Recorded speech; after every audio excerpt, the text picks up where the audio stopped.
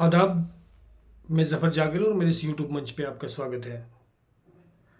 Assembly election Jammu Kashmir में रवा दवा हैं और वक्तन फ़वक्तन हम आप लोगों के सामने कंस्टिट्यूंसी वाइज डाटा पेश करते हैं। और आज हम ओपिनियन पोल और ताज़ा सूरत हाल के हवाले से आप लोगों से बात करेंगे और जम्मू कश्मीर की शोपियाँ और कुलगाम डिस्ट्रिक्ट्स की जो 7 सीट्स हैं, इन सीट्स का एक डाटा एनालाइज आप लोगों के सामने रखते हैं कि 2014 में क्या सूरत हाल थी और आज मौजूदा वक्त में क्या सूरत हाल है।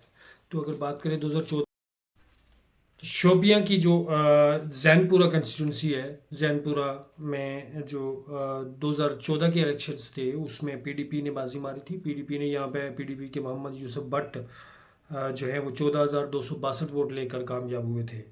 और शब्बीर अहमद इंडिपेंडेंट कैंडिडेट थे, 11,896 वोट उन्होंने लिए थे।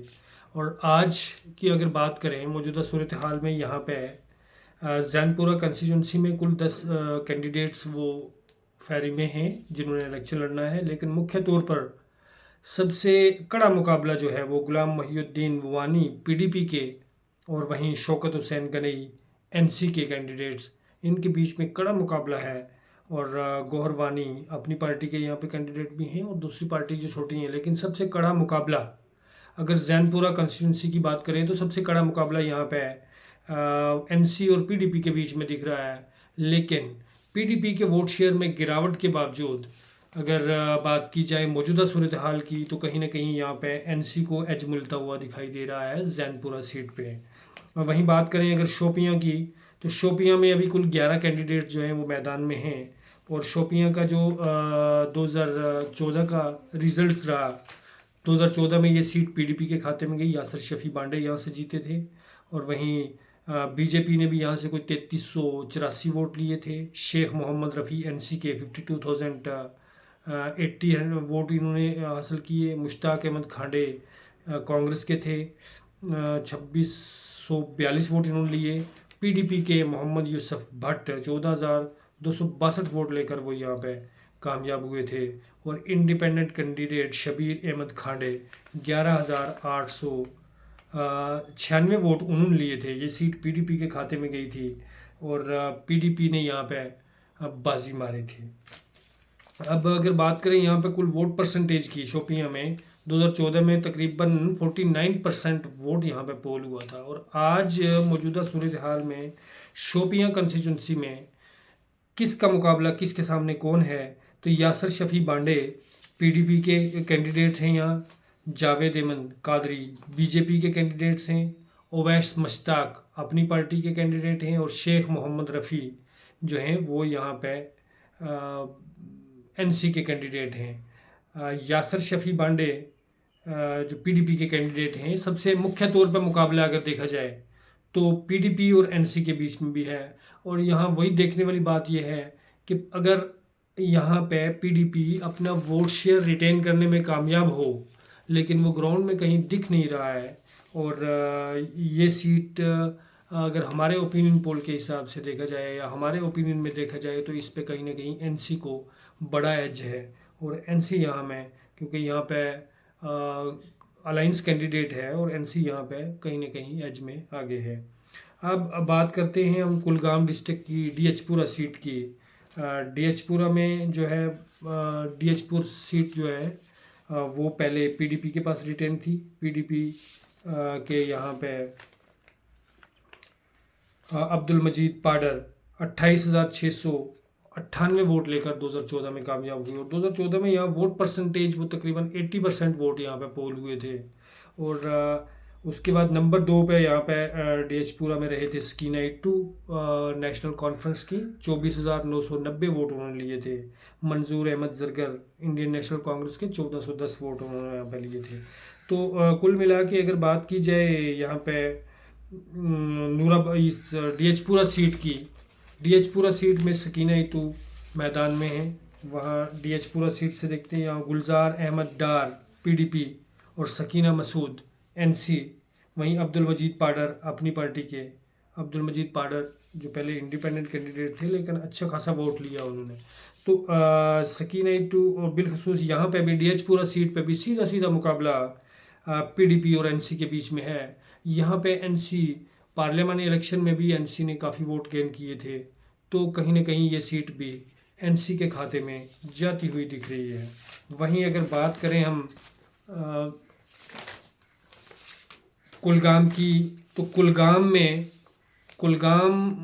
में जो है मोहम्मद यूसुफ तारेगामी, उन्होंने ये सीट पहले भी जीती थी और अब भी उनका वर्चस्व जो है वो यहाँ पे काफ़ी कायम। पिछले 2014 के मुकाबले में अगर बात करें, 2014 में मोहम्मद यूसुफ तारेगामी ने 20,574 वोट लिए थे और वहीं नज़ीर अहमद लावे जो कि पीडीपी के कैंडिडेट थे 20,240 वोट लिए। बड़ा कड़ा मुकाबला था यहाँ पे, कड़ा मुकाबला यहाँ पे कुलगाम में यूसुफ तारेगामी और पीडीपी के बीच में था। अब ये अलायंस की सीट है और इसमें एनसी और इंडियन नेशनल कांग्रेस का कैंडिडेट नहीं होगा, तो यूसुफ तारेगामी को यहाँ पे एज मिलता हुआ दिख रहा है। उनका अपना वोट बैंक भी बड़ा अच्छा खासा वोट बैंक है और वहाँ पे उनको काफ़ी एज है। अब अगर देखा जाए कुलगाम में जो फेरी में कैंडिडेट है, कुल 10 कैंडिडेट हैं, लेकिन मुख्य तौर पे मोहम्मद यूसुफ तारेगामी CPIM, नज़ीर अहमद लावे